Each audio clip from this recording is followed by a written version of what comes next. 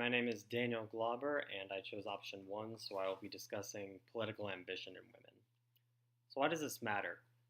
What would change if more women were in office? Well, first of all, it would likely increase trust among the public.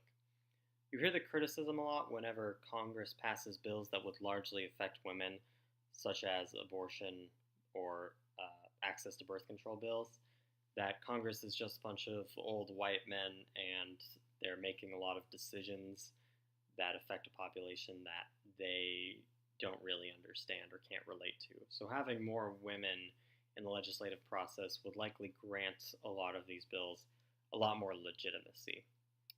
Secondly, there's evidence that women tend to prioritize different issues than men.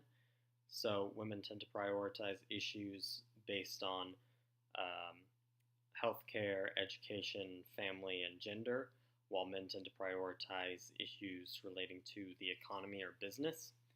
So having more women in the legislative body would likely diversify the kinds of bills that Congress focused on.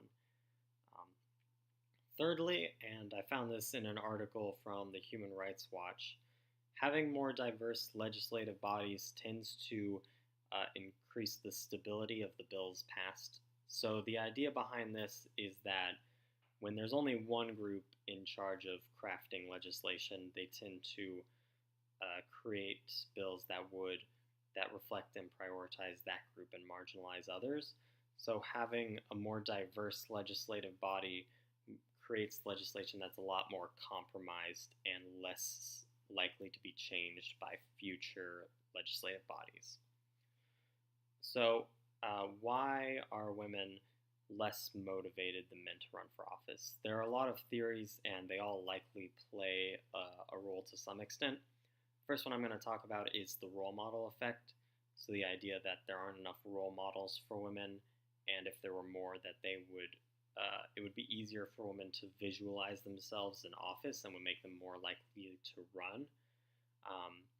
And there is evidence that women are or look up more to women candidates. So the example discussed by Lawless and Fox was among Democrats, women were 20% more likely to describe Hillary Clinton as inspirational than men. Studies that have tried to parse out the role model effect tend to find that it has a larger effect among younger women and not much of an effect on older women. So that probably plays a pretty big role in inspiring women to run for office. Secondly, a lot of women are probably deterred by the idea that the media might treat them in a sexist manner or might include sexist comments.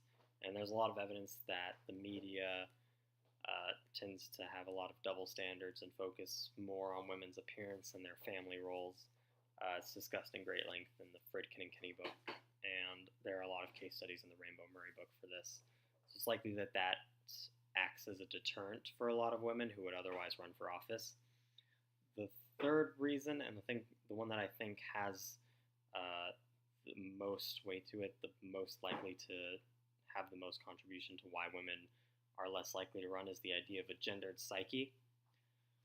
The idea that there is a culture that imprints itself on the population where women tend to cast doubt a lot more on themselves and men tend to act more confidently.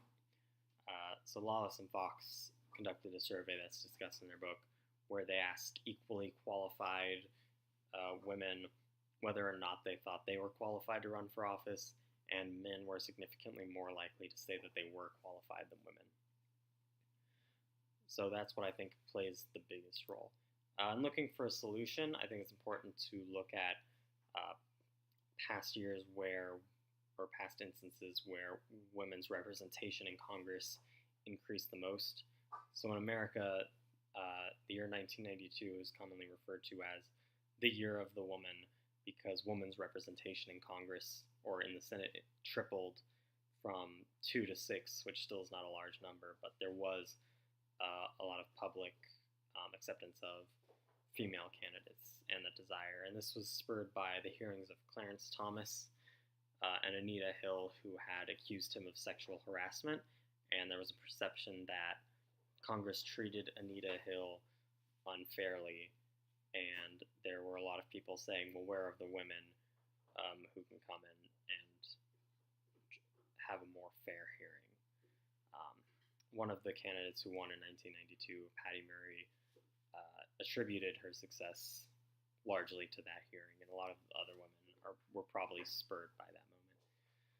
So, in looking for a solution, I think it's important to make women feel as though they are wanted, and also for organizations who will go out and recruit women and try to find the most qualified women and show them that they are qualified and that they should run. There are a couple of organizations that already do this.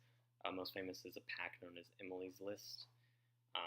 But I think in order to really combat this, there needs to be a large shift in the culture where women are told that they can do just as much, and to ensure a society where the most qualified person really does get the leadership roles that they deserve.